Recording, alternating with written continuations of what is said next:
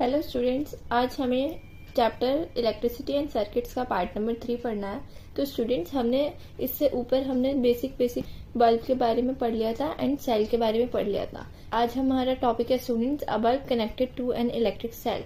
हम अगर एक बल्ब को इलेक्ट्रिक सेल से कनेक्ट करेंगे तो क्या होगा students. So students, let us make an electric bulb light. तो हम इलेक्ट्रिक बल्ब को जलाने की कोशिश करते हैं स्टूडेंट एक इलेक्ट्रिक सेल की हेल्प से।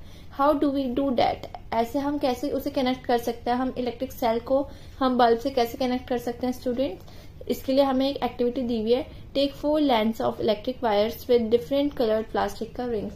हमें 4 लेंथ मतलब छोटे वायर्स लेना है हमें, और उनकी डिफरेंट कवरिंग होनी चाहिए ऊपर से, ताकि हमें पहचान में आ जाए। Remove a little of a plastic covering from each length of a wire at the end. आप सबने देखा ही होगा, वायर के एंड पे से हम उसकी कवरिंग छील देते हैं ताकि अंदर जो उसके वो मेटल यूज किया हुआ है वो इलेक्ट्रिसिटी कंडक्ट कर सके, मींस उसमें से इलेक्ट्रिसिटी जा सके। तो इस तरीके से हमें स्टूडेंट्स उसके एंड्स पे से कवरिंग को हटा देना है।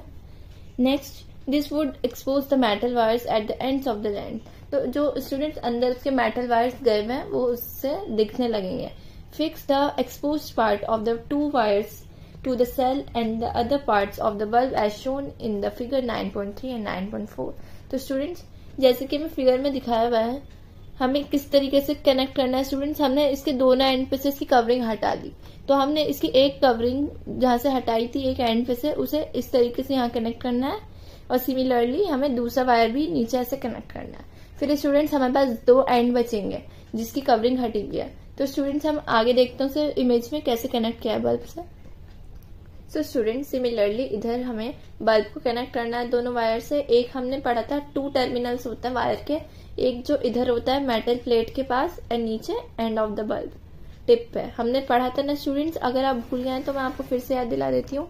यहाँ पे हमने पढ़ा था जो हमारा फिलामेंट स्टूडेंट्स 2 वायर से अटैच होता है, एक तो वो मेटल प्लेट में जाके अटैच होता है एंड दूसरा उसकी टिप पे होता है।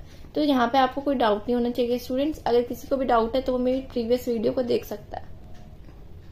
तो स्टूडेंट्स, हमने इस तरीके से हमने अटैच किया है बल्ब के दोनों टर्मिनल्स पे वायर को। फिर हमें क्या करना है students, you can stick the wires to the bulb with the tape use by electricians. तो स्टूडेंट्स, हमें वायर को हम अगर वो ऐसे नहीं लग पाएंगे तो हम उसे टेप की हेल्प से भी लगा सकते हैं, जो हमारी इलेक्ट्रिशियंस टेप यूज करते हैं। पता है ना स्टूडेंट्स, वो टेप अलग होती है। यूज रबर बैंड्स और tape to fix the wires to the cell. तो स्टूडेंट्स, हम इसी तरीके से दोनों पे वायर्स कनेक्ट कर देंगे। Now connect the wires fixed to the bulb with those attached to the cell in the 6 different ways as shown in the figure। नीचे हमें जितने भी फिगर में तरीके दिखाया, हमें इस तरीके से वायर को कनेक्ट करना है। 6 डिफरेंट पोजीशन में कनेक्ट करके देखना है। हमने जो 2 वायर सेल पे कनेक्ट किए थे एंड 2 बल्ब पे, फिर हम उसे आपस में ज्वाइंट करेंगे स्टूडेंट्स। तो वो किस तरीके से हम ज्वाइंट करेंगे, देखिए हमें यहाँ पे 6 डिफरेंट अरेंजमेंट दिखाया है, लेकिन हमारा जो हमारा बल्ब है वो कब ग्लो करेगा स्टूडेंट्स, 2 अरेंजमेंट में ग्लो करेगा। सो देखिए स्टूडेंट्स, फर्स्ट में हमने इसके वायर्स को एंड इसके वायर्स को बीच से जोड़ दिया, तो हमारा बल्ब जो था वो ग्लो कर गया।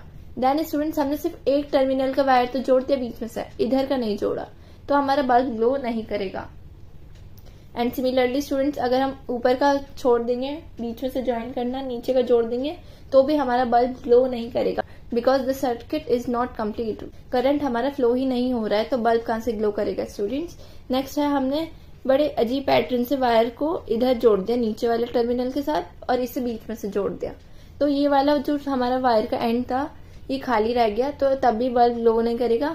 अगर हम सिमिलरली इसे ऊपर वाले टर्मिनल पे भी जोड़ देंगे तो भी बल्ब ग्लो नहीं करेगा। लेकिन अगर हम चाहे इसे क्रिस क्रॉस करके फर्स्ट वायर को नीचे वाले वायर के साथ एंड इस वाले वायर को ऊपर वाले वायर के साथ क्रॉस करके जोड़ दे, मीन सर्किट कंप्लीट हो जाए, सो हमारा बल्ब ग्लो कर जाएगा। आई होप स्टूडेंट्स आपको ये 6 पैटर्न पूरे समझ आ गए होंगे। हमें कहीं से भी ये नहीं देखना कि हमारी कनेक्टिविटी नहीं हुई। जहां पे हमारी कनेक्टिविटी नहीं होगी तो हमारा बल्ब ग्लो नहीं करेगा।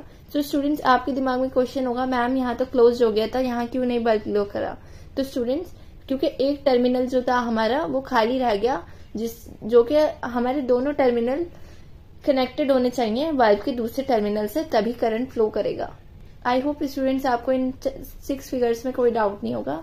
आगे हम देख लेते हैं। सो स्टूडेंट्स, हमने बल्ब वाली एक्टिविटी कर ली है, तो ये हमसे कह रहे हैं, can you find the reason for the difference. ऐसा क्यों हुआ, आपको उसका रीजन भी बता दिया स्टूडेंट्स मैंने। Keep up the tip of your pencil on the wire near one terminal of the electric cell for the arrangement in figure 9.5. Students, आपको यहाँ पे क्वेश्चन दिया हुआ है कि हमें पेंसिल की जो टिप है वो वायर के हमें एक टर्मिनल पे रख देनी है।